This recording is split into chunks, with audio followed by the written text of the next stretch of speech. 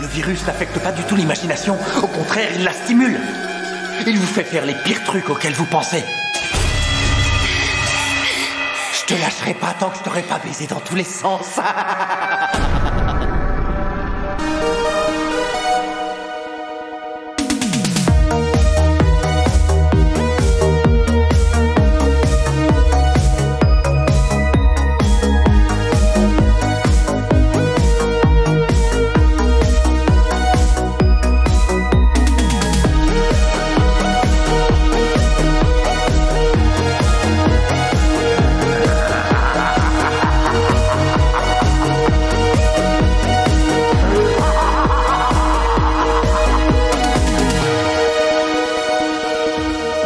Bonjour à tous et à toutes et bienvenue dans ce nouvel épisode de Jumpscare, votre podcast hebdomadaire sur le cinéma horrifique. Des cris, du sang, des larmes, de la bave, du vomi, des bras cassés, des doigts coupés, des globes oculaires transpercés, des orbites souillées, des couilles explosées et des bébés étranglés. Voilà un échantillon de ce qui vous attend dans ce nouvel épisode qui va parler d'un des gros chocs du cinéma d'horreur de ces dernières années, The Sadness, film taïwanais sorti en 2021, 2022 pour nos autres français, et premier long métrage du réalisateur canadien Rob Jabaz. The Sadness se passe après un an de lutte, de confinement, de quarantaine et de respect des gestes barrières contre une pandémie aux symptômes relativement bénins. Alors que la population commence à se relâcher légèrement, le virus mute soudainement, transformant les infectés en créatures ultra-violentes. La population, victime de cette nouvelle souche de virus, cède à ses instincts les plus sadiques et dépravés, déchaînant une vague de violence meurtrière et sexuelle dans les rues. Au milieu du chaos, un couple tente désespérément de se retrouver,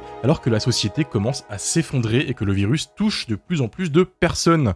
Vous l'aurez compris, The Sadness n'est pas un film à mettre entre toutes les mains. Le film est sorti d'une grande tournée de festival avec une réputation de film ultra-violent, soi-disant digne héritier des films gore de la grande époque de la catégorie 3 hongkongaise et apparemment véritable film d'horreur de sale gosse qui ne recule devant rien pour choquer le spectateur. Après une longue attente et des tonnes de projections à droite à gauche, et malgré sa violence, le film est quand même sorti en France en salle de cinéma grâce aux efforts d'ESC Distribution qui a pris le risque de sortir le film au cinéma et qui a essayé de dynamiter un peu la distribution horrifique française. Distribution qui, rappelons-le, était plutôt molle lors de l'été 2022 où est sorti The Sadness. On notera d'ailleurs que la seule concurrence horrifique du film en salle était Arthur Malédiction. On s'est dit qu'on allait revenir sur le film pour varier un peu les plaisirs. Ça fait un bon moment qu'on vous a pas catapulté à la gueule un film bien crado, et on avait envie de parler d'autre chose que de cinéma américain. C'est d'ailleurs la première fois qu'on parle de cinéma taïwanais dans le podcast. Bref, sans plus attendre, je suis Romain Plourde et aujourd'hui je suis accompagné de Mylène de la chaîne YouTube Welcome to Primetime Beach. Salut, c'est cool de vous retrouver en vrai. Oui, c'est la rentrée pour de vrai. Bah ouais, je suis enfin revenue, vous m'avez tiré par le slip et voilà, je suis obligée de revenir, voilà, bon, c'est cool quand même. Tu es toute bronzée. Les gens peuvent pas voir, mais c'est bronzé. On est aussi avec Mathieu de la chaîne YouTube Le Coin du Bis. Salut. Lily, rédactrice pour le blog du cinéma. Bonsoir. Et Dario, lézard rampant chez Jumpscare. Lézard rampant. Petit Varan. Oui, c'est moi. Tête d'une armée de Komodo. Ah oui, qui sont de plus en plus nombreux sur le Discord. Ils se reconnaîtront. Alors, on va faire le podcast en plusieurs temps, un peu comme pour notre épisode sur Alien Romulus. On va commencer par un rapide tour de table des avis sur le film, et on entrera plus en détail dans le film juste après, autour de différents sujets. Tout d'abord, Dario, toi en premier, puisque il me semble que toi, tu découvrais le film. Alors, si c'était si simple. Effectivement, je découvrais le film, mais j'ai d'abord découvert le mauvais film. C'est vrai. C'est-à-dire que on en a parlé des semaines avant, je dis ok c'est bon, on regarde The Strangers, très bien. Pas du tout, fallait regarder The Sadness. Du coup à cause de moi on a décalé l'enregistrement d'un jour. Du coup j'ai regardé The Strangers et c'était super. Le film coréen. C'est tout pour moi, merci, salut. Ouais, le film coréen. Pas l'américain. Il y a que Lily qui aime bien ce film, je crois, l'américain. Oui, j'aime bien. Je me suis rendu compte de mon erreur et on a décalé du coup l'enregistrement et j'ai découvert The Sadness hier soir. Je savais pas grand chose du film, comme souvent j'essaie d'y aller un petit peu à l'aveugle. Là je savais juste, Romain m'avait un peu spoil qu'il y avait un mec qui vomissait sur un pied coupé. C'est ce que je savais du film. Donc je me suis dit ok c'est un film qui va être un peu gore, un peu violent. Mais j'en savais pas grand chose et du coup je pense que c'est un peu une des meilleures façons de découvrir le film parce que tout de suite on comprend très vite en fait le côté pandémie, surtout surtout après ce que nous avons tous vécu il y a de ça quelques années. Donc tu comprends très vite en fait les enjeux du film pour les personnages en fait avant que le virus sanguinolent mortel arrive. Et du coup, j'ai quand même passé un bon moment malgré effectivement les effusions de sang. J'ai quand même quelques reproches à faire au film. Alors je sais pas, comme c'est un peu la nouvelle formule de jumpscare, si je fonce direct ou pas. Tu Romain, peux me reprocher dire. des choses au film, t'inquiète pas. Même si je parle de la fin et tout, pas de problème. Peut-être un peu tôt pour spoiler la fin. Ouais. Non, Ouais. attends un petit peu. Et je peux rester vague. Oui, sinon je peux reste rester vague. Si je devais, du coup, mon plus gros reproche que j'aurais à faire au film, ce serait vraiment la fin, dans le sens où je trouve que elle est un petit peu expéditive. Je trouve que ça se finit vraiment en 2 scènes. Je suis pas très fan, en réalité, des films avec des fins un peu nihilistes, pour rester vague. Je trouve souvent que ça fait un petit peu pas très fin. Même si, tu passes 1h40 devant le film, tu te rends compte que être fin, c'est pas l'enjeu du film. Hein. Le film, vraiment, il a pour but d'être de tâcher les murs, en fait, tout simplement. Mais je trouve que ouais, la fin fait un poil cheap parce que tout se passe, en fait, les dernières 30 minutes se passent dans une seule pièce. Et voilà, il y a du mouvement sur les 2 dernières minutes. Donc, c'est mon plus gros reproche, ce serait vraiment la fin que je trouve, pour le coup, expéditive et pas très fine. Mais malgré ça, ça reste quand même un film assez fun. Je suis pas très client en général des films aussi gore que ça. Mais parce qu'en fait, le film est très premier degré, à l'inverse de par exemple Brain Dead qu'on avait déjà chroniqué, qui est quand même un peu un espèce d'étalon de film sanglant. Mais comme le film est très second degré, il y a un côté un peu plus facile à encaisser, alors que là, tout est filmé de manière un peu malaisante, entre guillemets. Notamment, je pense au personnage que la fille rencontre dans le métro, qui est un des personnages un peu, je pense, les plus marquants du film, qui est même plus marquant que les protagonistes. Je sais pas ce que vous en pensez. Totalement d'accord. Voilà, il y a des trucs un poil gratos, notamment, Romain, tu parlais d'Orbite souillée. Je suis pas sûr que, même si en réalité rien n'est montré, je suis pas sûr que ce soit si important que ça d'avoir une scène où un gars souille un orbite. Une orbite ? Un œil. L'endroit où il y a un œil normalement. Un orbite rétinien, non? Non, mais ma question Ouais. c'était un ou une, mais du coup tu viens de dire un de manière ultra naturelle, donc on va rester sur un orbite. Et pas le film avec Eddie Murphy, un orbite. Je sais pas si vous l'avez, c'est pas trop le. Si. trop notre, Si. Oh putain, oui. c'est pas trop notre public, mais. Alors pour information, c'est une orbite, c'est féminin. Bah voilà. C'est important d'avoir cette information en début d'épisode, je pense, qu'on va en parler. Mais voilà, je trouve que c'est un poil gratos. En même temps, la violence gratuite, ça m'a jamais gêné dans les films. Mais en même temps, c'est tellement grotesque et tellement premier degré qu'il y a une espèce d'ambivalence entre les deux où j'arrive pas trop à cerner. Mais je peux pas dire que j'ai passé un mauvais moment, malgré des orbites souillées. On reviendra bien sûr sur cette séquence d'orbite. L'aspect Covid que tu as évoqué, juste pour info, je l'ai pas dit en introduction, mais le film a été commandé par la boîte de production à un moment où le premier confinement a pété, et qu'ils se sont dit « Putain, venez, on fait un film de zombies avec un virus type confinement, type Covid ». Aussi simple que ça. Mais je trouve que c'est pas très... ça fait pas film de commande, justement, en mode venez, faut qu'on fasse de la thune sur le Covid. Ça va plus loin que ça. Ouais. C'est pas genre Corona Zombie de Charles Band, tu vois, ou ce genre de Oh, conneries. putain. Ouais, voilà, c'est ça. Non. Ils ont demandé à Rob Jabaz, qui était de base que scénariste sur le film, d'écrire ce film. Il s'est inspiré de Crost, fameux comics qu'on va réévoquer plus tard, et des films de Cronenberg, Romero, etc. Il l'a écrit, il leur a filé, ils ont dit c'est cool, on va tenter de trouver un réalisateur. Et personne voulait le faire, en fait, le film, pour des raisons de budget et de salaire, et ils l'ont filé à Rob en mode t'es chaud de faire ton script en film, et il a dit je le fais si vous me laissez le final cut, et si vous me laissez faire à peu près ce que je veux. Au final, il n'y a qu'une séquence qui a été coupée, au passage. C'est une séquence où les infectés devaient envahir un hôpital et devaient trouver une opération chirurgicale en cours d'un mec qui se fait ouvrir le crâne. Et il bute les médecins, donc le mec, en fait, il est dans le coma avec le crâne ouvert et il devait faire caca dans le crâne. Voilà, c'est sympa. Et même lui, en fait, s'est dit « Ouais, bon, allez, vas-y. » Un petit peu too much. Juste Ça va un trop peu. loin. C'est un petit peu too much. Ouais, Rob Jabaz a dit le gag maintenant est dans la nature. Si quelqu'un le veut pour son film, il peut le prendre. Il autorise. Putain.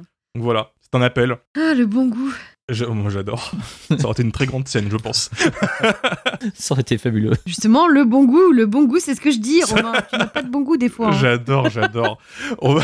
Mylène, justement, toi, t'es un peu plus aguerrie en termes de film gore. Tu l'avais déjà vu le film ou pas ? Oui, je l'avais déjà vu. Il était passé aux Alus. Alors, je sais plus en quelle année parce que je suis à l'Ouest. Du coup, j'ai vu The Sadness aux Alus et j'ai vraiment kiffé le ride. Je savais rien sur le film. J'étais hyper curieuse et moi qui suis assez friande de films de zombies, j'ai vraiment kiffé. Tu es friante. Friande avec un T. C'est pas friande ? T'es friande. Friande ? Non, Ah c'est ouais. friande. Ah, excusez-moi, Ça va être une longue c'est émission. vraiment l'épisode Ouais. du Becherel. Hein. Une orbite, friande. Ah, c'est Gen Z. Ah ouais, excusez-moi. Non, je suis pas Gen Z, en plus je suis millennials. Respecte-moi. Encore pire. Oui, bah toi t'es quoi ? Toi t'es le vieux C'est un sage. boomer, là. c'est Oui, bon, ouais, là. c'est vrai, toi t'es un gatekeeper. Alors, du coup, je sais plus où j'en étais. Voilà, j'étais en 2022. Donc, je l'ai vu aux Alus et c'était très très chouette. J'ai vraiment passé un super moment. Enfin, un super moment, voilà, compte tenu de ce qui se passe dans le film. Et encore une fois, moi qui adore les zombies, bah, j'étais trop contente parce que je trouve que le film il propose plein de choses un peu nouvelles. Alors, bon, c'est quand même compliqué de révolutionner le genre du zombie, hein, faut pas se le cacher. Mais là, j'ai passé un pur moment. J'ai trouvé qu'il y avait un aspect à la fois hyper cartoonesque dans la façon de mettre en scène le gore, mais en fait, c'est jamais drôle. C'est très dramatique et horrible, en fait, ce qui se passe. Et des fois, t'es même complètement en PLS face à l'ultra-violence. Et puis, à un moment, ton cerveau, il fait un switch et il se dit « Ok, c'est parti pour plus d'1h30, on y va. Maintenant que c'est parti, on se laisse faire, quoi. » Et non, j'ai vraiment aimé. J'ai vachement accroché au rythme, à la façon de scinder les histoires, de suivre les personnages. J'ai trouvé qu'il y avait un truc un peu oppressant avec les différents zombies qu'on nous mettait face à nous. Bon, je vais pas plus développer pour l'instant sur cet aspect-là, mais en tout cas, c'est ce qui m'a le plus plu et j'étais vraiment la boule au ventre tout le long du film. Ça m'a mis assez mal et par contre, je suis totalement d'accord avec Dario, notamment parce que là, du coup, j'ai revu le film pour le podcast et je me suis rendu compte que par contre, The Sadness, il survivait un peu moins bien au revisionnage. Là où j'ai passé un pur moment durant la première séance parce que j'étais vraiment dans la découverte, je savais rien de ce qui allait se passer, et ben j'avoue qu'au second visionnage, j'ai trouvé qu'il y avait des petits problèmes de rythme et je me suis même un peu fait chier par moment. Et ça m'a vachement surpris parce que je crois que je l'avais noté 7 en sortie de séance. Enfin, c'était vraiment un petit coup de cœur. Et je m'attendais pas à avoir ce second visionnage un peu tiède. Et ouais, je suis d'accord avec toi, Dario. La fin, elle est posée comme une vieille merde. Et en fait, ça fonctionne pas.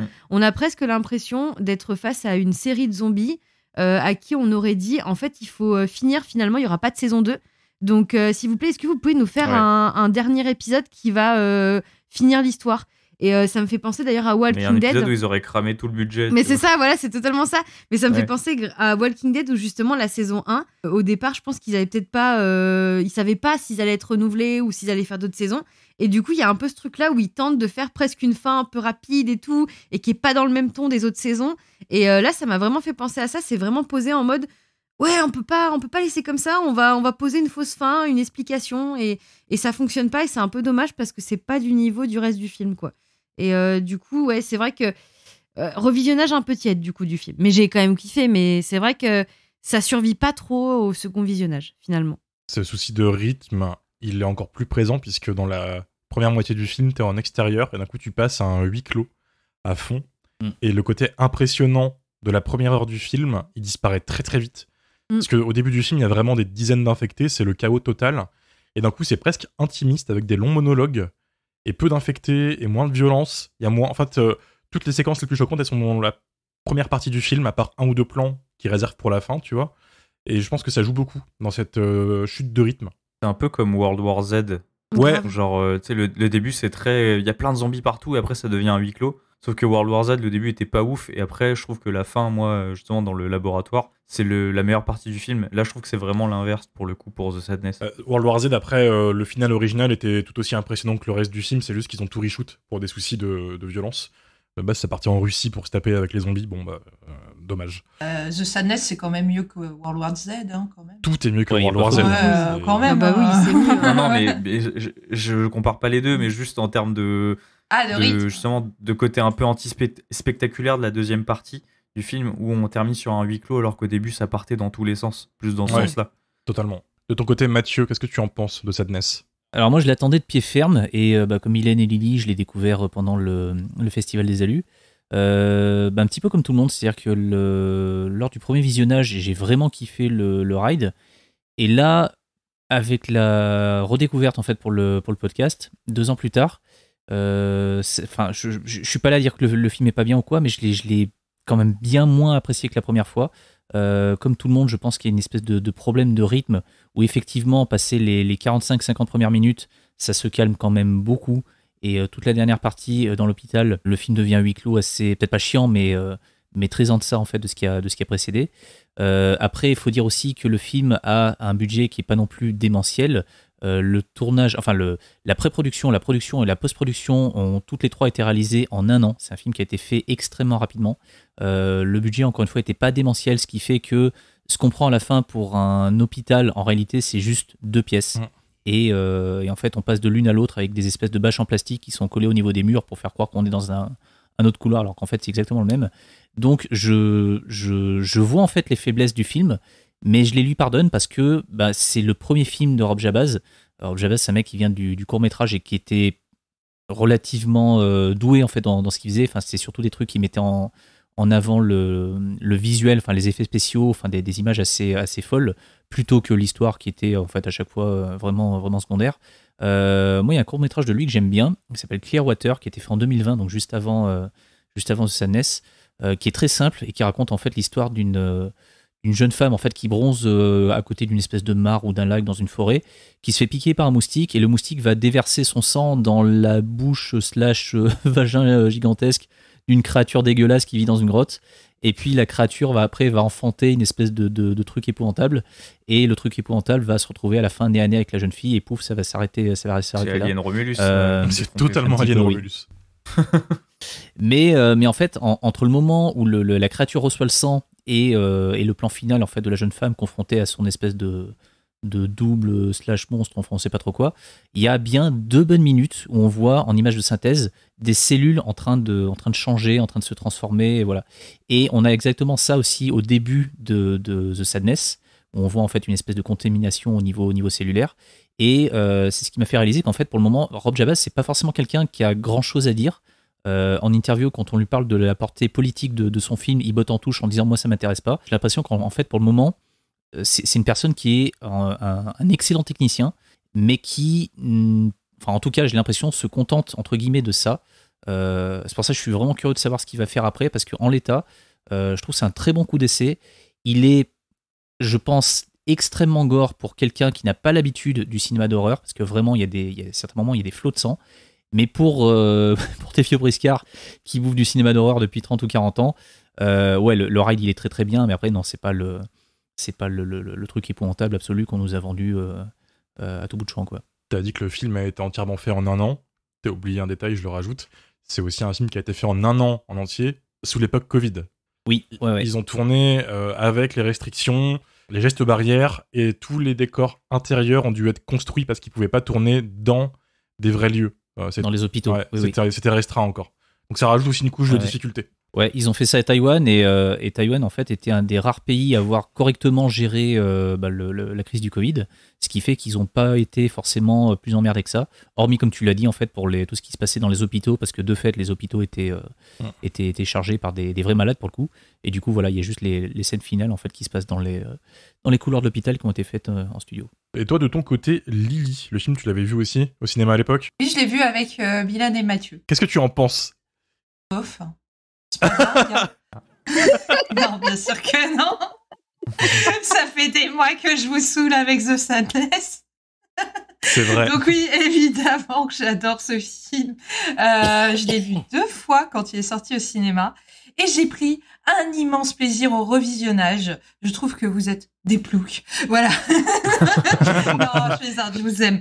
Mais non, moi, chaque fois que je le revois, c'est avec un grand plaisir. Et je trouve la fin parfaite. Personnellement, je trouve ça parfait, moi, de couper ça là. Voilà. Et parce qu'en vrai, c'est la fin d'une histoire. mais en fait, c'est pas fini. Tu vois, j'aime bien cette rupture. Bref, évidemment que j'ai adoré The Sadness. C'est prévisible en même temps que ça me plaise, parce que c'est ultra gore, ça sointe, et c'est proprement indécent. Moi, perso, ça reste une de mes plus grandes claques en salle de ces 5 dernières années, dans le rayon film d'horreur, en tout cas. Et je pense que c'est bien sûr dû au fait qu'il y a une créativité assez folle, mais dans la dégueulasserie. Il y a pénétration par orifice impromptu, comme vous le savez. Mais il y a aussi, comme tu l'as dit Romain, un œil énucléé, des membres brisés, mais de multiples façons. Il y a des accidents de la route, il y a une partouze de zombies. C'est incroyable. Des doigts coupés, des bébés morts. Il y a quasiment aucune limite à l'horreur, si ce n'est faire caca dans un cerveau, visiblement. Et Quel dommage. voilà. Mais même si, bien sûr, c'est pourtant donné pour ton argent à la sortie du Grand 8, ça reste justifié par un scénario qui a certes un côté nihiliste assez facile, je suis d'accord avec toi, Dario, mais je trouve que ce scénario, il explore tout de même des thématiques que je trouve intéressantes et qu'on va développer un peu plus ensuite ensemble. Et toi, Romain? Ah, j'allais partir sans le dire, mais c'est dur de passer derrière vous comme d'hab. Moi, je l'ai vu la première fois en salle et c'était en rencard. Pour l'anecdote.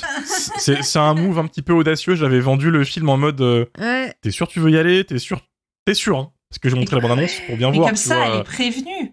Ouais, on se fréquentait déjà un petit peu depuis quelques temps, donc elle avait quand même capté le délire, mais je lui ai dit là, c'est pas Walking Dead, hein. Ça va être un peu plus tendu. Ouais, ok, pas de souci. Pour l'anecdote, ça a marché.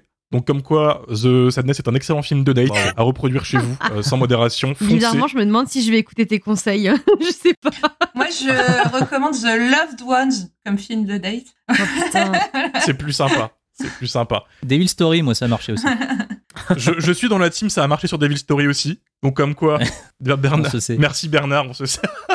Alors que le vrai film pour pécho, c'est Scream. Hein. Ah, ça, c'est trop évident. Film de rupture, ça. J'avoue, film de rupture. Toi, tu te détends.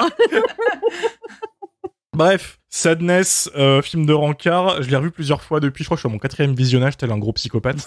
J'ai un défaut, j'aime beaucoup un comics qui s'appelle Crossed, qui a beaucoup inspiré ce film, et je le vois comme une adaptation. C'est pas le seul défaut que t'as, mais... C'est un gros défaut d'aimer Crossed, vu la merde que c'est quand même, faut dire les faits. Oui, mais t'es fan de Doom et les Prochaines, tu vois, pour moi c'est pire. Ouais, mais, les prochaines 4, c'est compliqué, bon. Romain, ouais. C'est mon procès ou c'est comment, là? On est bien, super. Après Scream 4, Mylène... bon. Quoi, tu te détends, Dario? T'aimes bien Scream, toi? Oh. Je le disais. Viens, Romain, on les laisse. On va faire un podcast à On finit deux. tous On les va deux. faire un podcast à deux, j'en peux plus. Voilà. Ils sont intenables. Cross, là, allez, qu'est-ce que t'en penses? Non, je disais que je vois beaucoup Sadness comme l'adaptation. M'énervez pas, je vous envoie des punaises de lit par Colissimo. Je t'en supplie, ta gueule. Je t'en supplie, Mylène. La maîtresse est pas contente. Je vais tous vous couper au montage. C'est bon. Je déconne, Mylène. Amélie est pas là, ça y est, c'est le merdier. Je disais, je vois The Sadness comme l'adaptation non officielle de Crossed, donc ça me fait un petit kiff de voir le film. J'étais très hypé. Le film a en effet un gros souci de rythme, c'est-à-dire que le concept, il tourne à vide au bout de 45 minutes. C'est son problème, en fait. Il te met tellement tout, il te balance tout dans la gueule dès le début, donc en fait, il arrive jamais à se relever de ça. Et quand ils arrivent dans l'hôpital, il y a plein de trucs bizarres qui se passent. Il y a notamment des personnages qui agissent d'une manière très étrange, notamment ce flic, le petit flic un peu têtu là, et son portable bizarre qui agit comme dans un film différent. C'est pas un flic, hein. C'est un agent de vigile. sécurité. C'est pas un... Ouais. C'est un agent de sécurité, autant pour moi. Et les séquences s'enchaînent bizarrement, le montage est bizarre, la bande son est très très calme.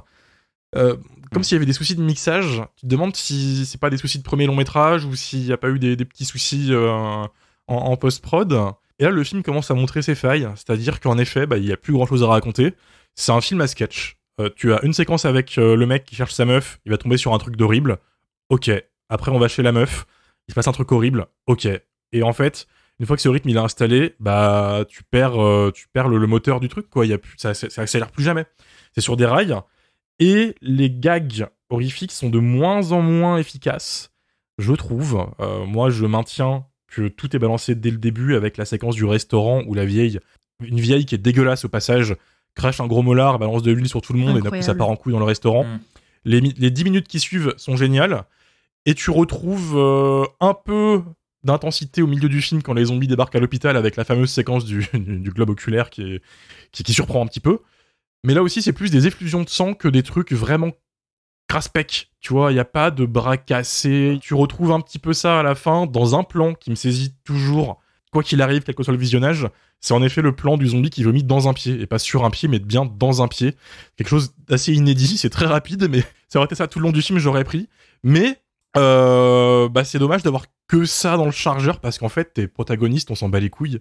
C'est juste des spectateurs de ce qui se passe et c'est plus une sorte de moyen de montrer un petit peu l'apocalypse.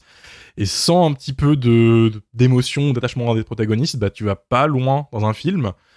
Le film dit plein de choses sur l'aspect politique, on reviendra tout à l'heure là-dessus, mais sans les assumer, puisqu'en effet, Rob Jabaz arrête pas de dire « Gna gna gna, je suis pas dans la politique, moi je voulais juste du fun ».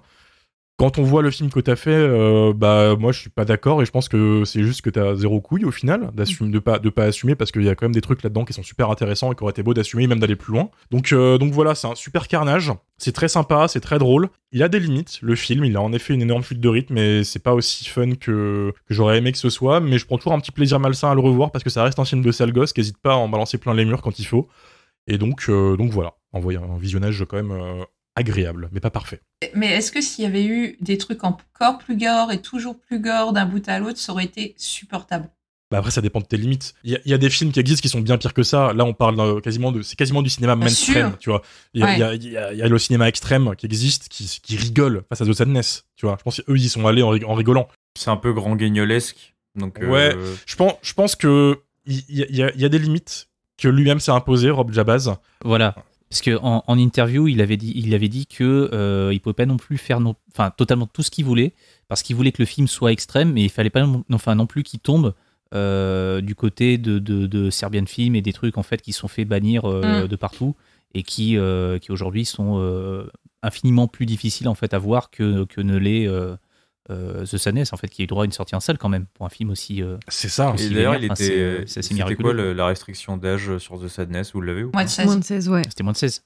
Mais du coup, il y a une espèce d'équilibre assez difficile à trouver parce qu'il faut être très gore pour se distinguer un petit peu de la masse, mais pas non plus l'être totalement. Et de ce que disait Rob Jabaz, lui en fait, il avait comme référence à la fois Branded pour le côté too much qui en fout plein les murs et Fulci, c'est-à-dire qu'il voulait pas être rigolard, cartoonesque, en fait, comme l'était Peter Jackson dans ses premiers films, mais pas non plus être totalement plombant comme l'a pu l'être Fulci dans ses films les plus gore, fin 70, début 80, quoi. Il y a une espèce d'équilibre en fait à trouver entre les deux que je pense qu'il a réussi à atteindre au moins pendant les 45 premières minutes, qui est pas forcément évident, mais c'est cet équilibre-là et le fait aussi de jongler entre montrer les trucs plein cadre et mettre du hors-champ aussi quand ça se justifie, parce que depuis tout à l'heure on parle du fameux truc avec le globe oculaire. Ce truc, en fait, est hors-champ. Hein, on ne le voit pas, clairement. On devine ce qui se passe, mais on ne le voit pas. Mais je trouve que c'est vraiment ce choix entre montrer et ne pas montrer qui fait que, à mon sens, le film a pu sortir en salle, quoi. Pour le coup, moi, j'ai pas du tout été déçue par le gore. Et je trouve qu'effectivement, ça se ressent grave, ces inspirations à Fulci et à Braindead. C'est vraiment, en sortant de la séance, je me suis dit c'était le Braindead sérieux, quoi. Et vraiment, qui n'était pas là pour rigoler, mais pour en foutre partout et péter des yeux. Mais je pense que c'est plus au niveau de la gestion des personnages où, en fait, c'est ce que je me suis rendu compte au second visionnage. En fait, si au départ, j'étais vachement impliquée, plus le film avançait, plus il y avait de la violence face à mes yeux, plus, en fait, où j'en avais presque rien à foutre des personnages. Et en fait, j'ai pas tant été désensibilisée par rapport à tout ce qui était gore face à moi, mais juste, j'avais plus forcément autant d'implication dans la survie des personnages que je voyais en face de moi. Et je pense que c'est ce qui fait aussi que le film paraît plus long, et c'est ce qui est un peu dommage, parce que même si dans un film de zombies, on n'est jamais sûr que les persos vont survivre, ou alors ne pas se transformer en zombies, enfin, je veux dire, c'est jamais une certitude, et il y a des films de zombies qui se finissent de manière très dramatique, où tout le monde crève, où tout le monde finit en zombie. Ouais. Bah là, en fait, clairement, j'en avais plus rien à foutre à la moitié du film. Et en fait, c'est hyper dommage, parce que le début, t'es vraiment hyper impliqué, t'es vachement dans la tension, t'as envie de savoir comment ils vont s'en sortir, comment ça va se passer, comment ça va évoluer. Et en fait, pour moi, c'est un peu un échec là, sur ce point de vue-là, parce que si t'es protagoniste, plus personne n'en a rien à foutre de leur survie, ben ça fonctionne pas totalement, quoi. Je sais pas, parce que sur moi, ça fonctionne. Moi, d'un bout à l'autre, je suis en mode, est-ce qu'il va réussir à la retrouver? Est-ce qu'il va réussir à lui téléphoner? Ouais, je suis vraiment à fond dans leur histoire d'amour. Je les trouve super cute au début. Et moi, ça me suffit à me créer un attachement et à espérer qu'il la retrouve et qu'il s'en sorte. Peut-être j'ai pas d'âme. Moi, j'avais espoir que ça se termine bien, mais à partir du moment où il y a la scène avec la tête de mannequin dans la mare, là, Ouais. on voit Ouais. que le personnage principal laisse échapper une larme, et étant donné que tous les infectés deviennent fous à partir du moment où ils commencent à pleurer, je me suis dit, ok, là c'est fini. Là c'est plié, donc quand il va arriver, ça va être à la toute fin du truc, et ah tiens, surprise, il va pas arriver dans le même état qu'on espérait, quoi. Je me suis un petit peu reporté sur le reste, quoi, sur les effets gore, sur ah bah tiens, il y a un pied coupé, qu'est-ce qu'on peut faire, tac, boum, on vomit dedans, allez c'est bon. Pourtant, Le film prend un point de plus. c'est intéressant de se dire, ok, donc un infecté va rencontrer une humaine et vont essayer de communiquer.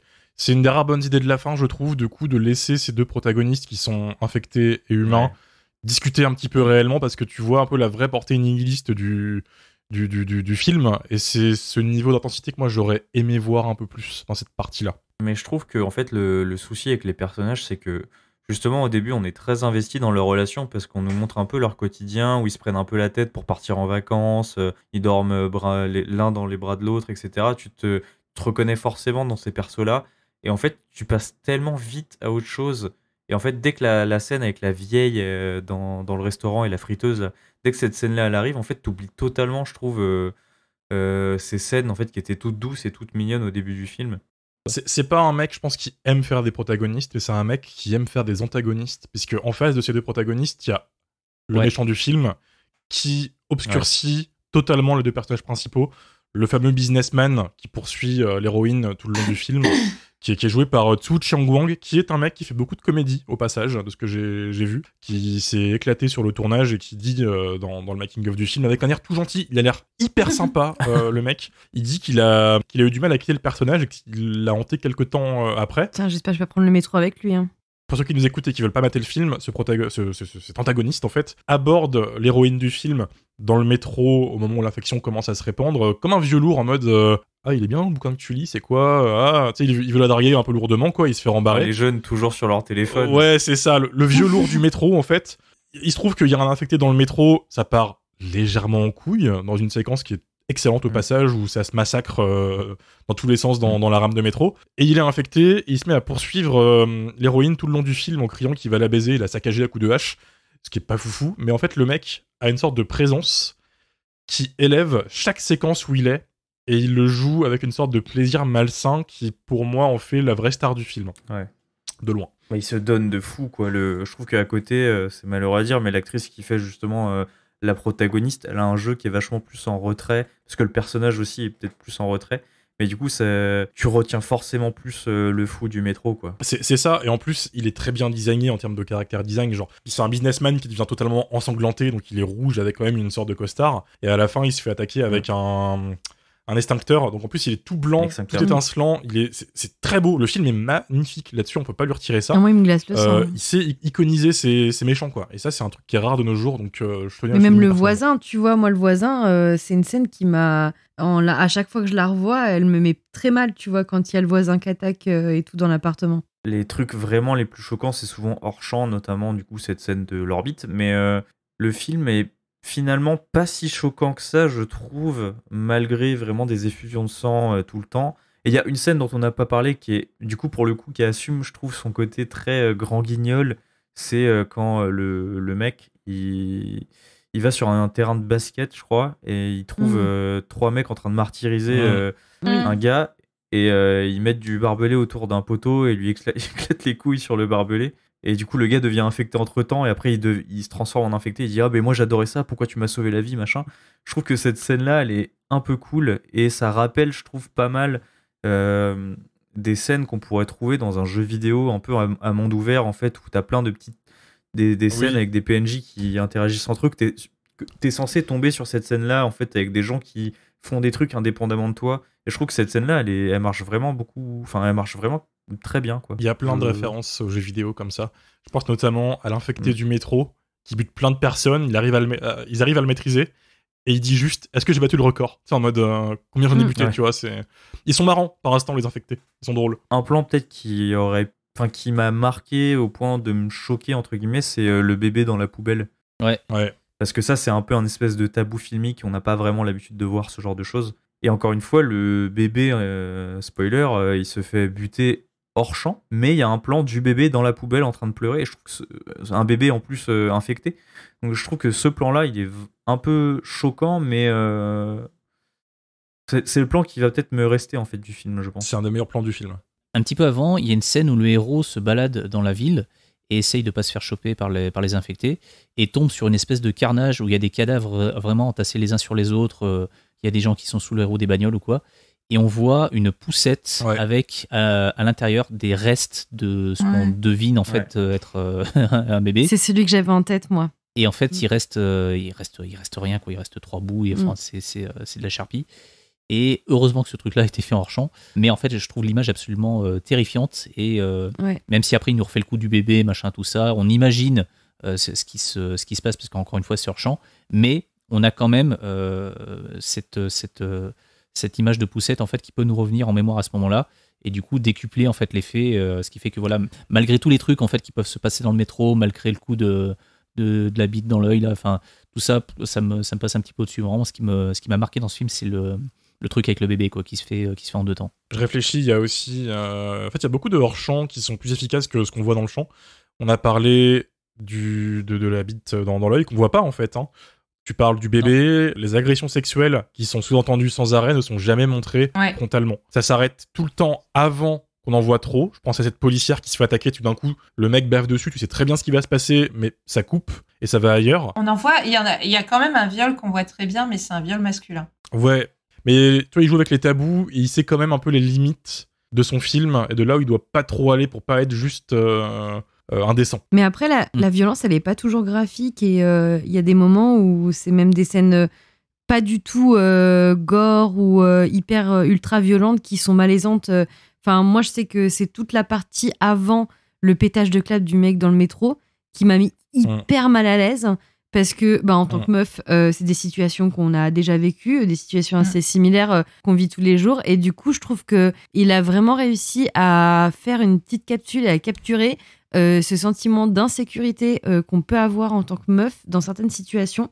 Et vraiment, il y a des moments du film où j'étais hyper glacée face aux mises en scène, en fait. Et notamment, encore une fois, cette scène du métro où moi, toute la scène avant que ça parte en couille, presque elle est encore plus tendue pour moi que quand ça part en... Parce qu'en fait, du moment où c'est devenu des zombies, où voilà, il y a plein de sang, cette scène, c'est presque la plus... elle pourrait sortir vraiment d'une BD, cette scène, quoi. C'est impressionnant. En fait, tout ça, c'est de l'ordre du cinéma, je le sais, mais tout ce qui se passe avant, c'est quelque chose qui pourrait totalement m'arriver demain dans le métro, quoi. Moi, je rejoins un peu Mylène dans le sens où je trouve que The Sadness, il repose sur une peur assez commune en fait chez tous les êtres humains, à savoir la violence irrationnelle et imprévisible, où il n'y a rien qui peut freiner l'assaillant. Et moi, c'est pas que dans les situations avant l'infection que j'ai vu des choses que j'ai déjà vues dans la réalité. Enfin, vues pas en tant que témoin direct, heureusement, mais parce que j'ai vu plein de parallèles avec des faits divers qui, je pense, n'ont pas inspiré le film, mais qui témoignent du fait que The Sadness arrive vraiment bien à exploiter cette peur en la plaçant dans notre quotidien. Par exemple, on parlait de la scène du métro. Moi, ça m'a fait penser à l'histoire d'un agresseur psychologiquement instable qui s'est mis à poignarder son voisin de siège dans un car longue distance, Flixbus au Canada, avant de le décapiter et de découper des bouts de son corps pour les manger. Tout ça enfermé avec tous les autres passagers terrifiés. Puis, on a parlé aussi du gamin qui se fait tabasser sur le terrain de baseball. Moi, ça m'a fait penser à une affaire anglaise, l'affaire Sophie Lancaster, où des ados se sont mis à en tabasser d'autres dans un skatepark et se sont particulièrement acharnés de manière hyper sadique sur une jeune fille. Donc, même si il y a The Sadness a des côtés improbables, je trouve qu'il parvient quand même à mettre le doigt sur nos craintes vis-à-vis de la violence et de la folie humaine, puisque par certains aspects, la réalité, elle dépasse la fiction. Je trouve que c'est en ça que le film n'en devient que plus efficace, parce qu'il nous dit quelque chose sur une violence qui existe, en fait, en nous, parmi les êtres humains, quoi. C'est là où je trouve, en fait, le discours du réalisateur pas forcément super... peut-être pas honnête, mais pas forcément... ça manque un peu de couilles, quoi, parce que, enfin, de tous les genres qui composent le cinéma d'horreur, enfin, quand même, le film de zombies, c'est vraiment le truc qui est le plus en lien direct avec ce qui se passe dans une société, quoi. Donc, le film dit énormément de choses, et c'est un petit peu dommage qu'il les voit pas, quoi. Ne serait-ce que ce que tu as dit, en fait, Lily, et pas mal d'autres trucs aussi. J'espère en fait qu'il changera un petit peu de discours d'ici une dizaine d'années en se disant en fait peut-être que je m'étais gouré, peut-être que effectivement oui le film disait mais c'est un peu tard. Énormément de choses en fait sur ce qui se passait dans la société en 2021, quoi. Et parce que son discours c'était non, le film dit pas ça, ou j'y pensais pas en écrivant le film. Il pense que le film n'est pas un film politique. Il pense que c'est juste un film fait pour le LOL et le gore, tout simplement. On reviendra tout là-dessus après, parce qu'il y a un vrai débat, je pense, sur est-ce que c'est politique ou pas, etc. Tout le monde lui pose la question dans des Q&A, et à chaque fois, il est en mode non. C'est un mec qui sait très bien ce qu'il fait, quand il parle de technique, d'écriture et tout, et soudainement, là, il s'évade. Obligé. Mais ne serait-ce que la scène dans le métro, parce que là, Lily parlait de faits divers, il me semble que le truc du métro, en fait, c'est basé sur quelque chose qui s'est vraiment passé en Thaïlande. Ouais. Et en fait, tu reprends pas un truc à l'identique si t'as pas une petite idée d'embryon de discours derrière, en fait. C'est ça. Totalement. On va faire un petit break de cette discussion, on va revenir dessus tout à l'heure. On va parler un petit peu du côté de l'héritage du film. Tu as parlé de bande dessinée tout à l'heure, Mylène. On va en parler, puisque donc The Sadness a été sacré un peu héritier de pas mal de films, de réalisateurs, de genres et de comics. On l'a déjà évoqué plusieurs fois, mais faut peut-être dire ce que c'est. Crossed, écrit par Garth Ennis. Garth Ennis, c'est un scénariste assez connu du monde des comics. C'est lui qui a écrit et créé The Boys. Ça va peut-être un peu plus parler à tout le monde de nos jours. Gigantesque comics de merde qui a très mal vieilli, comme 3/4 des comics de Garth Ennis. C'est-à-dire que Garth Ennis, son truc, c'était de faire des comics un peu darkos et un peu provocateur pour se donner un genre à une époque où le milieu du comics en avait un peu besoin. C'est arrivé, et c'est pas passé inaperçu, faut être honnête, mais ça vieillit extrêmement mal, surtout The Boys. Croyez-moi, si vous aimez bien les séries télé et que vous allez lire le comics, vous allez vite déchanter. Mais Crossed, c'est un comics post-apocalyptique où il y a la même infection qui se répand, sauf que là, les infectés, au lieu de pleurer, ils ont une croix rouge sur le visage. C'est un comics qui a beaucoup fait parler de lui quand il est sorti 2009, 2010, 2011, puisqu'il y a des séquences dedans extrêmement graphiques, où là, ils reculent devant rien, c'est-à-dire que là où Sadness ne montre pas les agressions sexuelles, eux, ils les montrent. Dans le tout premier numéro, il y a une famille qui se fait choper par les infectés et qui s'imagine que mettre du sel autour d'eux, ça va les protéger des infectés pour une raison quelconque. Ça marche pas. Et la case suivante, c'est une double page entière des infectés qui déchiquettent la gamine de la famille, qui viole la nana pendant que le mec se fait éviscérer à côté. Je pense que toutes les personnes qui ont lu Crossed se rappellent de cette double page. Ouais, c'est une double page qui a éduqué une génération, en mode c'est ça, d'accord. Surtout qu'à l'époque, les comics de zombies un peu connus, c'était Walking Dead, tu vois, qui est beaucoup plus soft. Donc lui, il arrive avec ce coup de poing, qui a lancé une franchise de comics assez longue et qui a comme intérêt principal que de mettre en scène de l'ultra-violence. De manière un peu crasse-pec et du front. Ça a ses fans. Je me suis tout mangé. Pour le ride, à un moment, j'étais investi, je fais, on va voir où ils vont m'emmener. Ils m'emmènent nulle part. Mais dans le lot, il y a quelques scénaristes qui font des trucs marrants de ce concept, mais faudra un podcast entier pour parler de Crossed. Mais voilà, et le réalisateur s'en est totalement inspiré, pour pas dire plagié. Et quand tu parles de plagiat, il y a des vraies scènes, genre à l'identique, ou c'est juste conceptuellement, ou c'est... Il y a un meurtre identique. Il y a un arrachage de nez à un moment. Oui. Bon, après, c'est pas forcément super original, mais je me suis dit, tiens, ça. Et The Sadness va pas aussi loin que Crossed. Dans Crossed, par exemple, les infectés font le jeu de la biscotte avec des munitions de fusil. Et ils chargent leur chargeur avec des balles pleines de sperme infecté et tirent sur les gens pour les infecter. Je crois qu'il baise un dauphin aussi. Il baise un dauphin.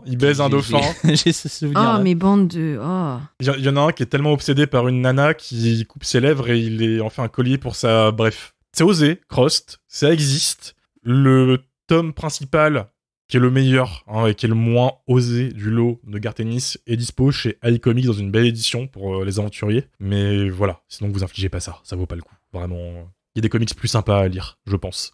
Et un libraire de l'équipe pourra peut-être vous conseiller d'ailleurs si vous passez un de ces cas dans sa librairie. Faut venir à Nantes. À côté, on parle beaucoup d'infectés et de zombies. Mylène, toi, tu voyais dans The Sadness une évolution et une continuité plutôt logique du genre du film de zombies, il me semble. Oui, totalement. Souvent, on a tendance à pas trop aimer le sous-genre de l'horreur des zombies.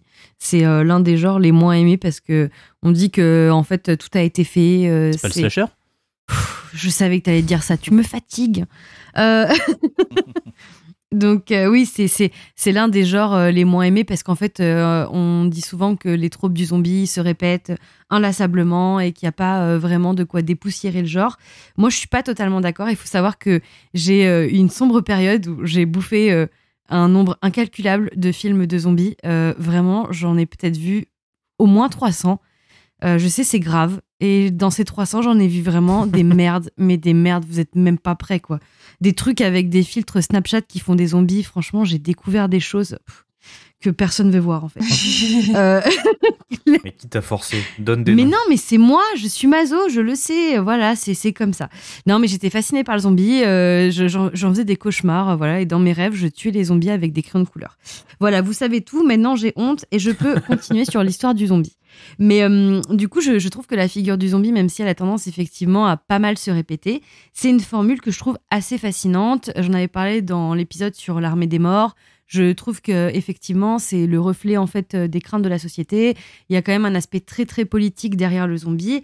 Et en fait, ce qui est super intéressant, c'est que de base, quand même, le zombie, on est sur une figure du coup de la culture vaudou. On est sur plus un monstre malgré lui au départ. C'est presque un monstre qui n'est pas aussi agressif dans un premier temps, qui est plus là comme un espèce de mi-fantôme, mi-vampire, aéré sur Terre. D'ailleurs, dans les premières inspirations, on a notamment Je suis une légende, qui, pour le coup, est vraiment à la frontière entre le vampire et le zombie.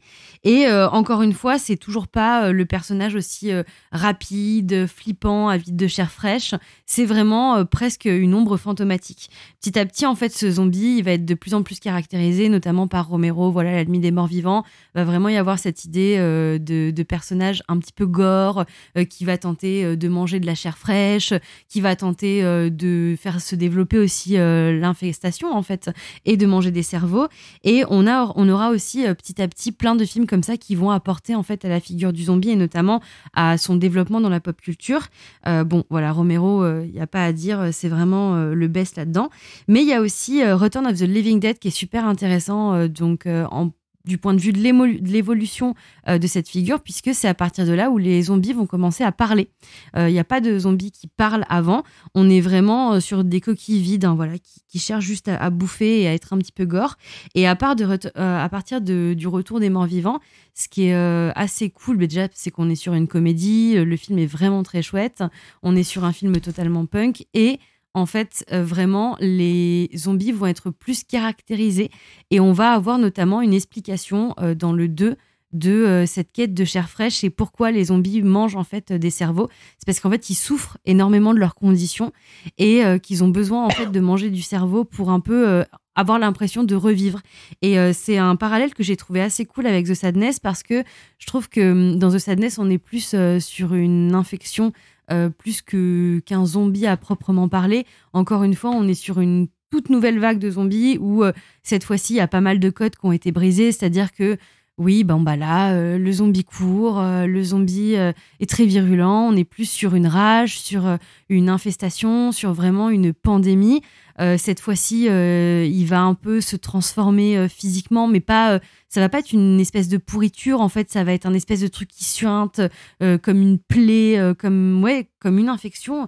Et là, le zombie va parler, donc comme dans Return of the Living Dead, et il est assez flippant parce qu'il est conscient de ce qu'il fait. Ça aussi, c'est un changement, c'est que souvent, vraiment, l'un des tropes qu'on retrouve le plus dans le zombie, c'est que le zombie, à part le fait qu'il a besoin de se nourrir et de chercher un cerveau, le zombie n'est pas conscient. D'ailleurs, souvent, les humains, les êtres vivants, peuvent le contrer en mettant du sang et en se faisant passer pour des morts parce que les zombies sont complètement cons. Et là, les zombies sont conscients, c'est des purs produits de la rage, c'est des êtres primitifs qui n'évoluent que pour l'ultra-violence, le sexe et oui, voilà, des instincts primitifs, en fait, ces espèces d'animaux complètement enragés. Et ce qui est super flippant, c'est qu'en fait, ils sont conscients.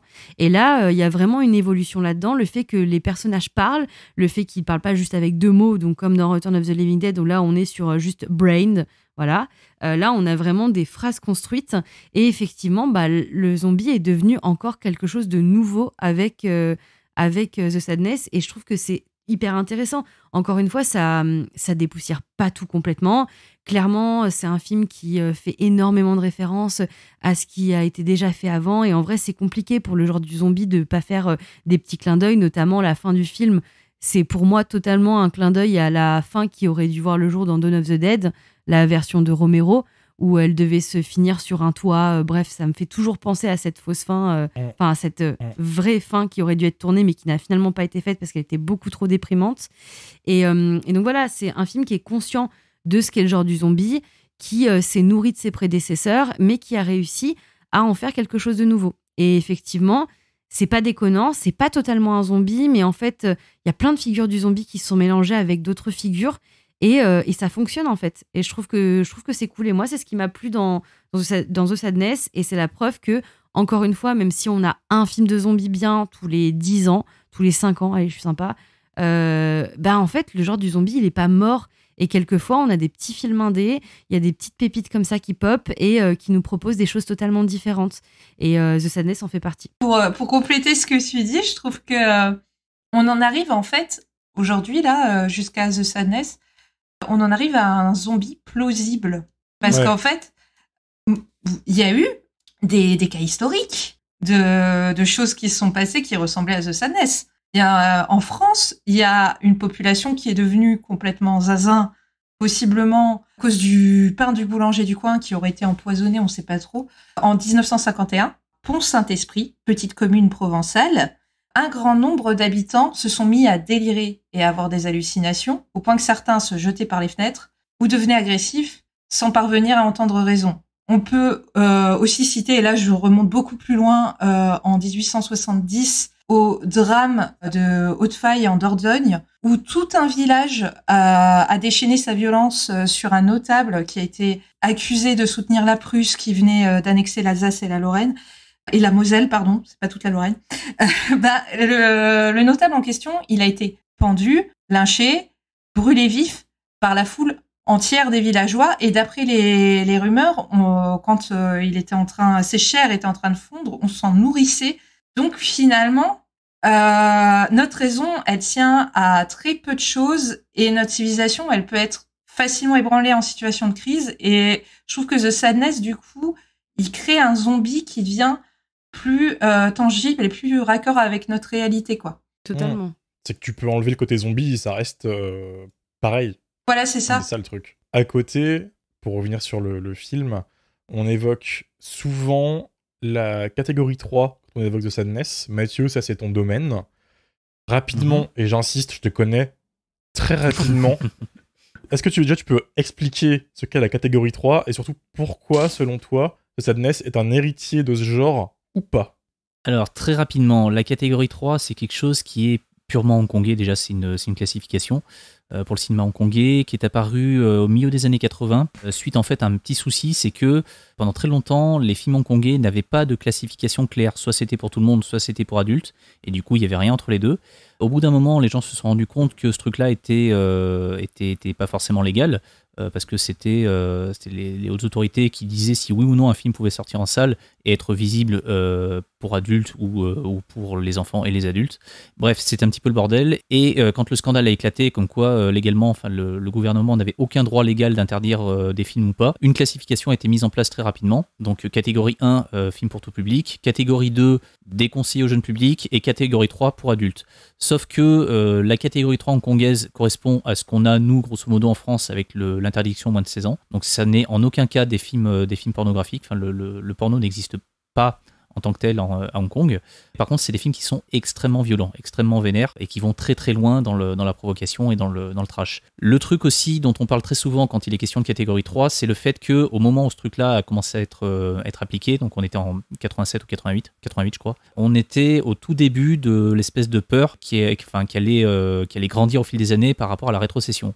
La rétrocession, donc c'est le 1er juillet 1997, c'est le moment où Hong Kong allait cesser d'être rattaché au Royaume-Uni et allait de nouveau devenir une partie de la Chine, quoi.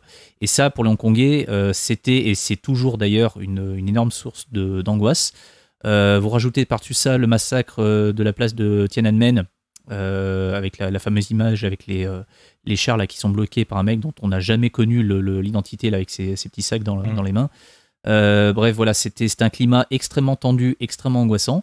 Et ce qui devait être à la base une espèce d'espace de liberté pour que des réalisateurs puissent enfin faire des films un peu plus vénères et avoir la chance que ça puisse sortir en salle sans que ça soit pour autant systématiquement classé pour adultes ou quoi. C'est devenu une espèce de repère pour tous les cinéastes qui voulaient se lâcher à fond dans tous les trucs un peu sales, un peu dégueulasses, et aussi pour tous les angoissés qui, à travers des films extrêmement énervés, extrêmement choquants, extrêmement provocateurs, parlaient en réalité des angoisses de la rétrocession qui arrivait à grands pas.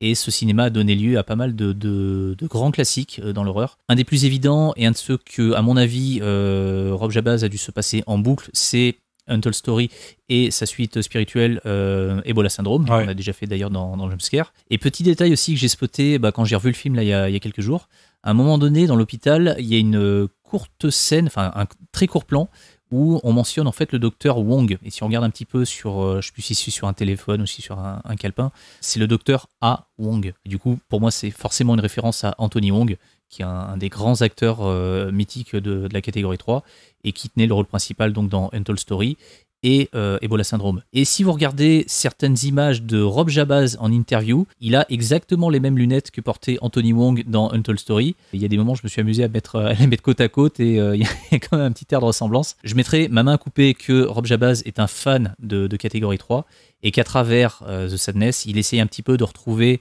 ce qui a pu être fait entre 1988 et 1997, même si ça continue un petit peu après la rétrocession, mais ça s'est quand même bien calmé du fait que fallait faire très attention à ce qu'on sortait dans les salles, parce que maintenant c'était la Chine qui allait regarder les trucs en premier.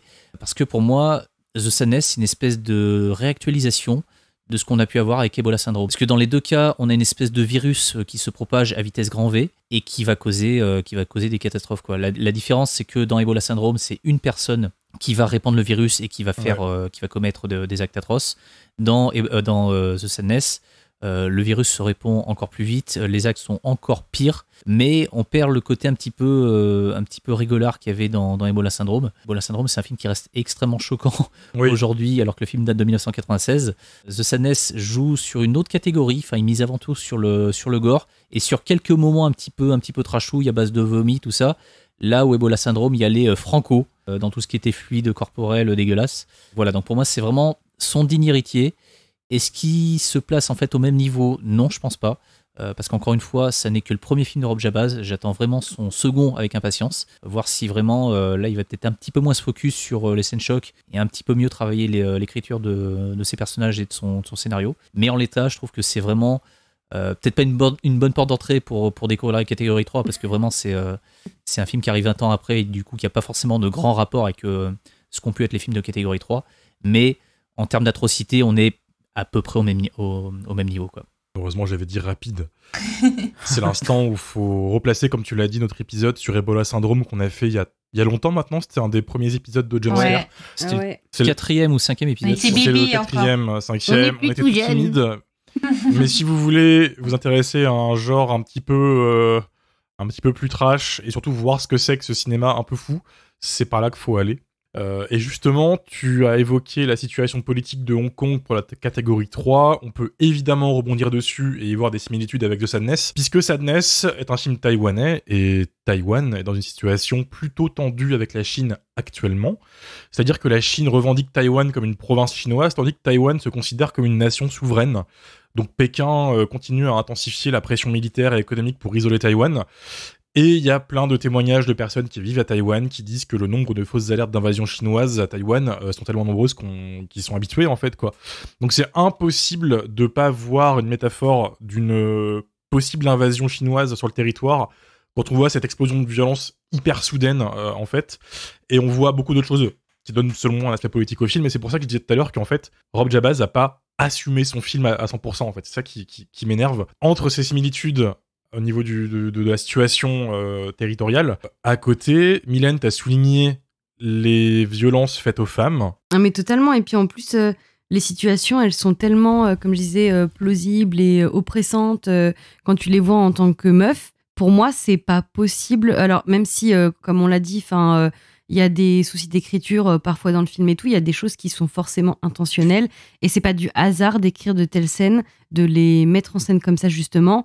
C'est pas possible de l'avoir fait juste pour le ride ou pour le fun du film ou pour le but de choquer, en fait. Ces scènes, elles sont hyper... elles entrent vraiment en résonance quand tu les vois. Et du coup, non, pour moi, ça peut pas être du hasard, en fait. Et je suis d'accord avec vous tous dans le sens où, en fait, je pense clairement que le réal, en fait, c'est son premier film et il assume pas trop d'avoir fait un film qui ait des retombées politiques et qui soit, en fait, pas simplement un film choc parce que quelqu'un vomit dans un pied.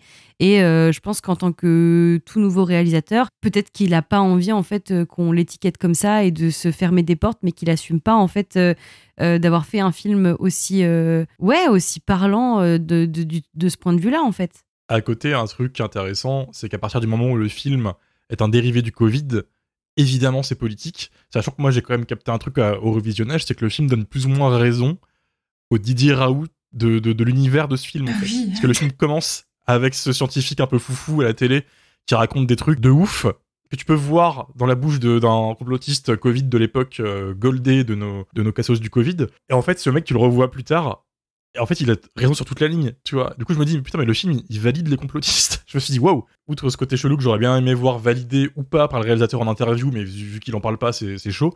Il y a aussi un gros truc sur la rupture générationnelle. C'est-à-dire que tout le début du film, tous les jeunes sont sur leurs écrans, tout passe par la télévision, l'information passe par les écrans. Et dès que tu vois des gens dans la rue, ils ne parlent pas. Pensez à la séquence du restaurant, qui est en fait une des premières séquences extérieures, où il y a un long panoramique sur tout le monde qui mange, personne ne se parle, et c'est que des jeunes. Et à côté, c'est que les vieux qui viennent faire chier les jeunes, dont ce businessman dans le métro, qui tente de faire la discussion et qui est en mode les jeunes ils cassent les couilles sur leur portable, sur leurs écrans, etc. Donc quand le mec continue à dire en interview non, il n'y a pas de point de vue spécifique en dehors du gore, politique, etc. Et ben j'ai envie de dire putain, t'as zéro couille, quoi. C'est dommage, parce qu'il y a aucun mal dans tout ça. C'est pas sur un film comme The Sadness qu'on va t'en vouloir de faire un truc un peu réac sur les jeunes. C'est pas non plus trop grave, tu vois. Surtout que le parallèle avec le Covid est assez évident quand même. Le virus qu'on nous montre au début, c'est genre comme les iconographies du Covid, comme on avait à l'époque, à la grande époque de la pandémie. Donc oui. Oui, je suis assez d'accord avec Dario parce que on a une foule d'éléments qui font écho à la crise sanitaire qu'on a vécue, comme les théories du complot sur Internet au début dont tu parlais, Romain. Il y a aussi le voisin qui relativise la gravité de son état au début. Il y a des scientifiques aux méthodes douteuses à la Raoult, mais aussi et surtout le personnel hospitalier et les instances gouvernementales qui sont complètement dépassées par la crise. Mais je trouve aussi que au-delà de tout ça, le film il montre aussi que la crise sanitaire n'a pas toujours révélé le meilleur de l'humanité. Et là, je parle pas des horreurs commises par les personnes infectées, plutôt de petites choses comme ceux qui passent en feintant de ne rien voir, de la suspicion presque agressive face à une personne potentiellement infectée. Il y a aussi des gens qui filment sans agir face à la détresse ou qui fuient. Il y en a qui refusent catégoriquement de venir en aide à quelqu'un pour se protéger eux-mêmes. Et bien sûr que la situation dans The Sadness, elle est bien plus extrême, mais on a quand même vu des comportements similaires au moment du Covid. Et figurez-vous que de manière totalement fortuite, pur hasard, j'ai regardé en parallèle de The Sadness les 2 épisodes de la série Good Doctor qui ont été produits et qui se déroulent Oh putain, pendant il l'a fait. la crise sanitaire. Ouais, je fais un petit point goutte Je suis fière de toi, Lily, je suis fière de toi.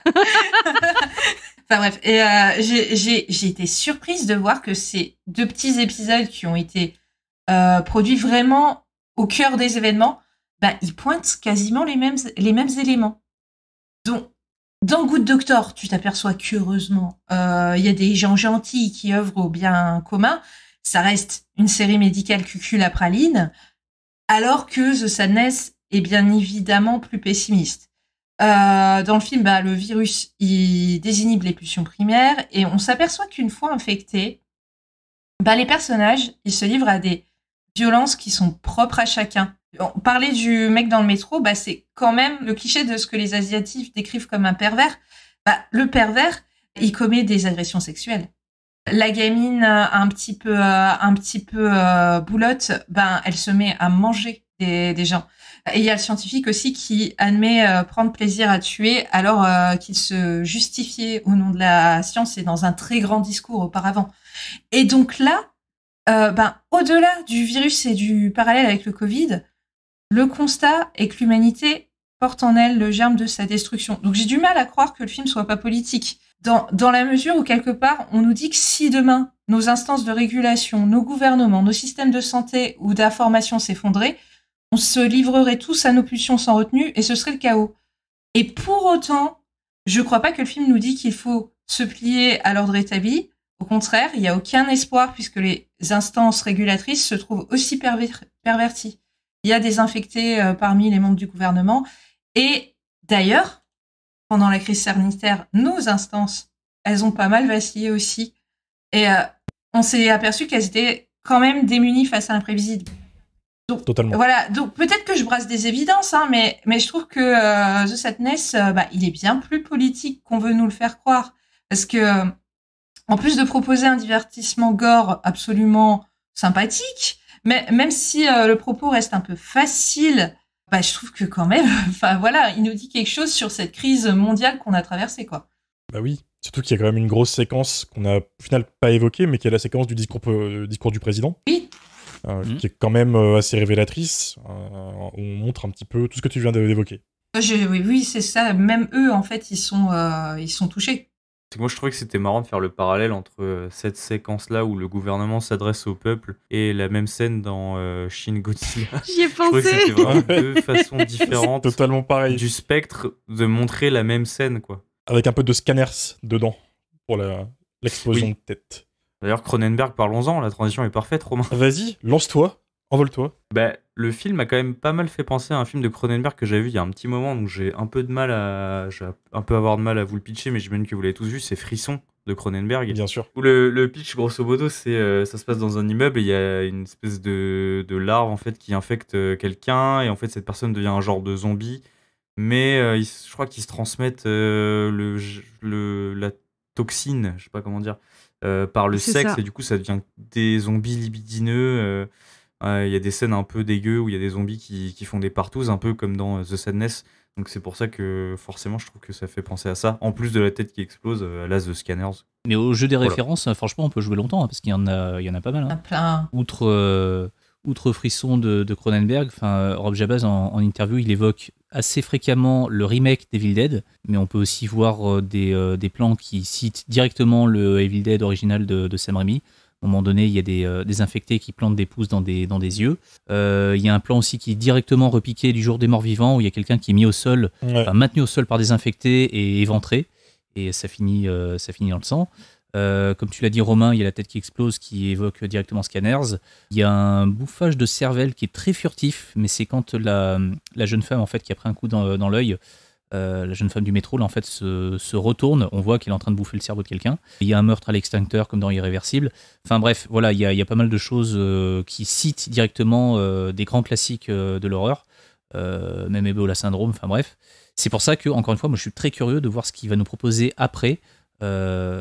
Sachant que pour le moment pour moi c'est vraiment un galop d'essai qui est très efficace mais qui est encore un petit peu impersonnel, quoi. Une bonne... Et je me suis dit en regardant le film que j'aurais bien aimé voir un Evil Dead par ce réalisateur en fait. Ça aurait Je pense été cool. qu'il aurait carrément pu faire un Grave, truc ouais. de fou en fait. Il a un truc. Appelez Rob Jabaz.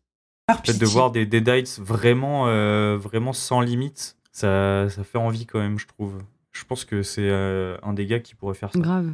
C'est vrai. On va s'arrêter là, je pense, pour The Sadness. Je pense qu'on a fait le tour du sujet. Et pour les aventuriers qui veulent tenter, sachez qu'il est disponible sur Shadows, plateforme de streaming horrifique qu'on ne présente plus. Donc n'hésitez pas à vous faire plaisir pour celles et ceux qui sont abonnés. Et pour ceux qui préfèrent le média physique, le film il est dispo en DVD et Blu-ray très facilement chez ESC Éditions. Il y a des bonus très sympas. Il y avait même un coffret collector très cool qui doit encore être... je crois qu'il est plus dispo, mais il circule. Bah, il est sorti en Donc 4K. voilà, vous pouvez vous faire plaisir. Il est dispo en 4K, DVD, Blu-ray, donc pour le coup c'est très accessible. Ce qui est rare pour du cinéma un peu gore, donc foncez. On a eu une session d'avis des auditeurs assez intéressante, puisque c'était un pur 50-50. Soit c'est le film le plus trash, ultra choquant, OMG j'ai vomi, soit c'est juste pas ouf, j'ai ronflé, pour citer Amélie. Par contre, on retrouve beaucoup d'anecdotes que beaucoup ont l'air d'avoir vécues, comme Manon Bella, par exemple, qui nous dit anecdote, séance au Kinépolis de l'Homme pendant la fête du cinéma. Tout le monde a quitté la salle complètement horrifié. Je me suis trouvé seul face à ce cauchemar. Et moi, ça m'est arrivé aussi à l'absurde séance de Nantes, où la séquence du métro a vite filtré les gens, et ça en a calmé 2 ou 3 qui sont sortis pour aller se plaindre à l'accueil, Ah ouais? en disant que c'était honteux, c'est parce qu'on leur a vendu, alors que le présentateur a vendu le film en disant c'est complètement gore, les mecs. Ah Vous êtes, oui, bah, je veux dire, quand même, tu sais ce que tu vas voir quand même. Après, on peut pas en vouloir à certains d'être choqués par le film, tu vois. Oui, bien sûr, j'en conviens, Mais- hein, mais On a eu une présentation de 10 minutes, et le mec a dit le film est dégueulasse, c'est immonde, c'est horrible. Et des gens sont sortis en me disant ouais, c'est dégueulasse, c'est immonde, c'est horrible. Bah oui, bah frérot, enfin, t'es là pour ça, quoi. Mais ceci dit, il y a eu plus de réactions pendant les alus quand il y a eu la projection de Ebola Syndrome par rapport à celle de The Sadness. Voilà, je dis ça, je dis rien. oui, mais c'est pas. Oh, c'est- il Mais était j'étais tard, en il train d'y était réfléchir, tard, justement, Mathieu. je sais pas quelle scène aurait pu me faire sortir de la salle. Je trouve pas que le film soit si choquant que ça, ou j'ai jamais eu de moment. Alors le film est dégueulasse, hein, bien sûr, mais j'ai jamais eu de moment où tu sais ça arrive en regardant un film où tu sais t'as 2 doigts de vomir ou un truc comme ça peut arriver. Ça m'est pas du tout arrivé devant ce film-là, donc. Il y a différents niveaux. Alors que Brain Dead, on avait parlé de Brain Dead, la scène avec l'oreille par exemple, Ouais, c'est dans Ah, le porridge là. chacun ses petits Là j'avais triggers. vraiment quasiment envie de vomir quoi. Mais Alors déjà, c'est pas du porridge, c'est une crème anglaise. pardon, une crème anglaise. Pardon, excusez-moi. À côté, Excusez-moi, c'était il y a longtemps. on avance. On a Karl qui a oublié un mot important dans sa critique. Il a écrit le film est plutôt. C'est la vie de Mickey. Le chi- Le film est plutôt, mais les scènes gore sont cool. Merci Karl. Merci. À côté, Georgian crie découvert au pif dans une salle masquée et survoltée. Revu peinard à la maison, mouais. Malgré les hectolitres de sang, un film un peu lisse. Et c'est vrai que beaucoup de gens l'ont vu en salle masqué. Putain, j'ai pas C'est compris. vrai, Masqué. J'étais sur Bal J'ai pas- Masqué, le Et moi masque aussi, de Bal Masqué. Je me suis. Je me suis dit pourquoi les gens étaient masqués, c'est Eyes Wide Shut quoi. Enfin, j'ai pas compris. Non, moi ce que j'ai pas compris, c'est que j'ai compris la Pas salle, le même genre de la partouze. salle dans son l'espace physique Oui, était non, non, masqué. des masques Covid. Tu sais, les masques qu'on a D'accord. tous oubliés depuis. Et c'est vrai que beaucoup de gens l'ont vu dans des... C'est limite de la 4DX. Bah, Ah bah nous, on oui, l'a vu ouais, avec ouais, le ouais. masque. Hein. C'est ça. On Putain, avait ce le film en masque. 4DX. Mais non. Bah, il me semble, c'était l'année où on avait encore les masques. On avait les C'était masques mi-2022. Ah ouais. Attends, lui, il l'a vu au pif, donc quelques mois avant, donc fin 2021, je pense. Donc ça, c'était avec le masque, c'est sûr. Parce que moi, j'ai fait une Ah, je me session souviens des alus avec les masques. C'est sûr, j'ai fait. On avait trop Ah, chaud moi, dans je la crois salle et pas, on avait hein. le masque. Ah moi Fin 2021, on avait le masque, en tout cas. Bah moi je suis persuadée que The Sadness j'avais pas le masque. C'est parce que justement j'y suis retournée en me prenant un gros paquet de popcorn quand il est ressorti. Grosse kiffeuse. Ah ouais. Alors moi de l'enculade par les orbites, ça appelle le popcorn. Voilà, ça, Popcorn Day One. ça ouvre l'appétit. Je suis pas... Tellement L'ennuyade, pas surpris. l'ennuyade. Après, on a Zenkishi. Quand je l'ai vu au cinéma, j'ai été abasourdi quand j'en suis sorti. Et dans le bon sens du terme. Quelle violence, quelle horreur, quelle folie. Un peu à la manière du comics Crossed, dont il s'inspire librement. Gartenis se fout. Il faut avoir le cœur bien accroché. Quelques petits défauts, comme certains personnages assez insupportables ou une mise en scène peu inspirée par moments. Mais encore une fois, un bon film à ne pas mettre entre toutes les mains. Et oui, on en parle, mais on vous en voudra pas si vous allez pas voir le film après, pour le coup. Ça fait partie des Film films de qu'on vous Noël, conseille là. gentiment. Ouais, si vous êtes sensible, regardez plutôt Good Doctor. Ça Fais de se la passe Ouais. bien. Ou Scrubs, tu vois, un truc du genre. C'est bien, c'est bien, c'est bien. Ou si vous voulez voir Ouais. un précurseur, vous pouvez voir l'avion de l'apocalypse que j'ai regardé totalement au pif. Oh putain, quelques jours non. avant. Umberto Lenzi. C'est un film avec des zombies, c'est un film avec des zombies qui courent, et je crois même que c'est un des premiers. Des zombies un minimum intelligents, parce qu'au début du film, ils sont capables de faire atterrir un avion quand même. Voilà, il est un petit peu différent de ce qui a précédé, un petit peu différent de ce qui va suivre aussi. C'est pas forcément un très bon film, loin de là, mais voilà, si vous voulez un truc qui se rapproche un petit peu de The Sadness, mais que vous voulez un truc un peu plus nadardesque, voilà, l'avion C'est d'Apocalypse, très marrant. je crois de mémoire, c'est sur Filmo. Ouais, Filmo est aussi ressorti en Blu-ray chez Artus récemment. Quoi, quelqu'un Oui. l'a ressorti? Ouais, en Full Oui, HD. Artus. Ah bah, avec quelqu'un l'a un beau restauré livret et- Mais mon Dieu, Bah mais... oui. Voilà.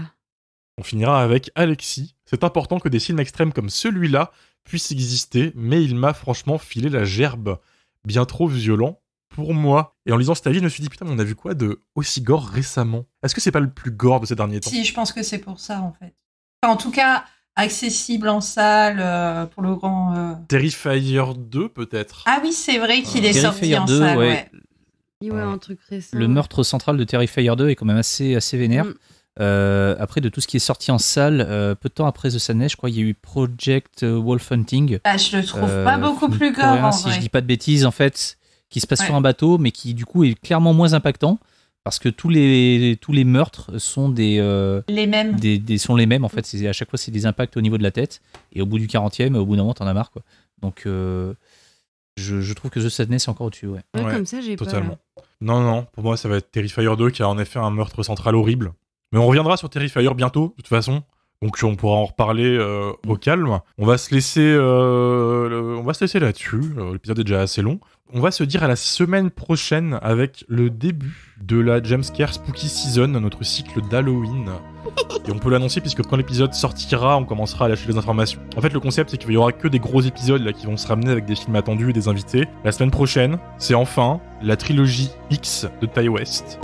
En présence d'Elliot Rocket, le chef opérateur de Ty West, de toute sa carrière, et aussi chef opérateur de Tobe Hooper sur son excellent film Crocodile, pour les fins connaisseurs de films de crocodiles qui sont par ici. Oui. C'est triste.